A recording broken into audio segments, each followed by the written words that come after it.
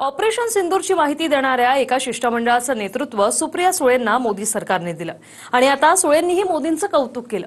मोदींकडे चमत्कारिक मुत्सद्दीपणा असल्याचं सुळे म्हणाले। त्यामुळे एनडीए सोबत सुप्रिया सुळेंचे सूर जुळतायत का अशी चर्चा राजकीय वर्तुळात सुरू झाली। पाहूया।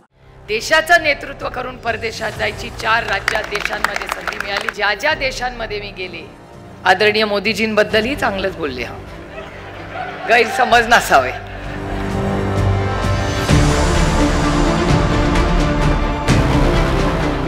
ऑपरेशन सिंदूरवरून शिष्टमंडळाचं नेतृत्व करणाऱ्या सुप्रिया सुळेंनी पंतप्रधान मोदींचं भरभरून कौतुक केलंय। मोदींच्या बाबतीत सुप्रिया सुळेंनी चमत्कारिक मुत्सद्दीपणा हा शब्द वापरला। ऑपरेशन सिंदूर हे फक्त लष्करी अचूकतेचं प्रतीक नव्हतं, तर भारताच्या अप्रक्षोभक धोरणाचं मूर्त रूप होतं, ज्यात संतुलन आणि लक्ष केंद्रितपणा होता। दहशतवाद विरोधी लढाईत हाच दृष्टिकोन आपल्याला दिसतो, ज्यात जवाहरलाल नेहरूंचा प्रादेशिक शांततेवरचा भर, इंदिरा गांधींचं धाडसी नेतृत्व, डॉक्टर मनमोहन सिंह यांच्या सद्भावनेपासून पंतप्रधान नरेंद्र मोदींच्या चमत्कारिक मुत्सद्दीपणा आहे। आम्ही भेट दिलेल्या प्रत्येक देशानं भारताच्या या भूमिकेला औपचारिक पाठिंबा दिला। त्यांनी दहशतवादाविरुद्ध स्वसंरक्षणाचा भारताचा कायदेशीर हक्क मान्य केला। परदेशात आलेले अनुभव सांगताना मोदींबद्दल तिथले नेते काय म्हणाले हे सुप्रिया सुळेंनी वर्धापन दिनाच्या कार्यक्रमात देखील सांगितलं। ज्या देशांमध्ये मी गेले त्या देशात पहिला प्रश्न मला विचारायचे ते की तुमचा महात्मा गांधींचा तुमचा देश आहे। आम्हाला फक्त तुमच्या देशात कोण आठवतं तर पंडित जवाहरलाल नेहरू आमच्याकडे येऊन गेले होते। त्यांनी केलेलं भाषण आजही आमची लोक वाचतात। इंदिराजींसारखं नेतृत्व ह्याच भारताने दिलं। काय आयर्न लेडी होती, त्यांच्याबद्दल आम्हाला अजून काहीतरी सांगा। म्हणजे आजही परदेशात तुम्ही गेला तरी आदरणीय मोदीजींबद्दलही चांगलंच बोलले। गैरसमज नसावे। पण त्याचबरोबर जेव्हा ते माननीय प्रधानमंत्र्यांची विचारपूस आणि शुभेच्छा देत होते तेव्हा प्रधानमंत्र्यांबरोबर आणि कोटी आपली जनतेबरोबर ते महात्मा गांधी, जवाहरलाल नेहरू आणि इंदिराजींबद्दल ही बोलत होते, हे आपल्याला विसरून चाललं। काही दिवसांपासून ताई आणि दादा म्हणजे दोन्ही राष्ट्रवादी एकत्र येण्याच्या चर्चा सुरू आहेत। दोन्ही राष्ट्रवादी सोबत आल्यास केंद्रात मोदींच्या मंत्रिमंडळात सुप्रिया सुळेंनाच संधी मिळेल असं बोललं जात आहे। सुप्रिया सुळेंच्या संसदीय कामकाजाची छाप भाजपच्या केंद्रीय नेतृत्वावर देखील आहे।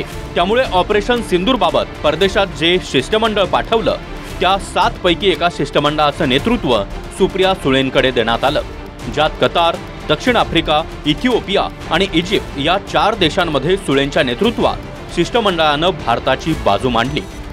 लोकसभेमध्ये आम्ही पिछाडीवरती राहिलो होतो। बारामतीमध्ये वेगवेगळी बाकी तर देशभरामध्ये गेली होती।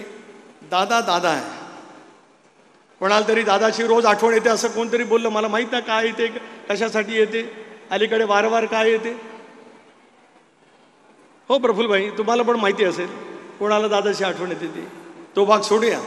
नरेंद्र मोदी साहेब एक अलौकिक अशा प्रकारचं नेतृत्व आहे। विरोधी पक्षाच्या लोकांना सुद्धा परदेशात पाठवलं आणि आम्ही सारे देश म्हणून एक आहोत हा संदेश त्यांनी त्या ठिकाणी दिला। पवार साहेबांचं ज्येष्ठत्व, त्यांच्या तब्येतीची विचारपूस करणं हे मला वाटतं राजकारणा पलीकडे जाऊन आदरातिथ्य करण्याने संस्काराचा भाग आहे आणि एक आधुनिक राजकारणात संस्कार जपण्याचं काम मोदी साहेब करत असतात, त्यातलाच तो भाग आहे आणि त्यांचं ते वैशिष्ट्य आहे। मंगळवारी पंतप्रधान नरेंद्र मोदींनी शिष्टमंडळातील सर्व सदस्यांसोबत चर्चा केली। यावेळी मोदींना सुप्रिया सुळेंनी यशवंतराव चव्हाणांची 2 पुस्तकं भेट दिली, तर मोदींनी शरद पवारांच्या तब्येतीबद्दल विचारपूस केली।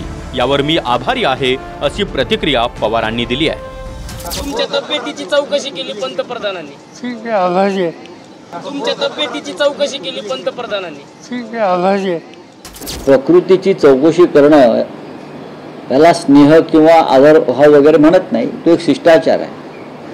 पवार साहेबांविषयी एवढाच आदरभाव आणि शिष्टाचार असता तर ज्या पवार साहेबांनी नरेंद्र मोदींना त्यांच्या प्रतिकूल परिस्थितीमध्ये मदत केली त्यांचा पक्ष अशा पद्धतीनं फोडला नसता। नरेंद्र मोदी, अमित शहा वगैरे लोक जे दाखवतात केल्यासारखं ते ढोंग असतं। जर ढोंग आणि खोटारडेपणा ह्याच्यातला जर नोबेल पुरस्कार द्यायची वेळ आली तर तो भारतीय जनता पक्षाच्या अध्यक्षांना किंवा नरेंद्र मोदींनाच द्यावा लागेल. दुसरा त्यांना हेच नाहीये, कॉम्पिटिशनच नाहीये.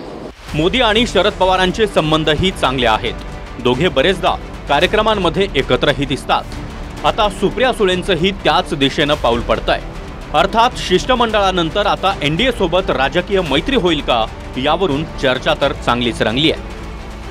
Bureau report, TV9 Marathi.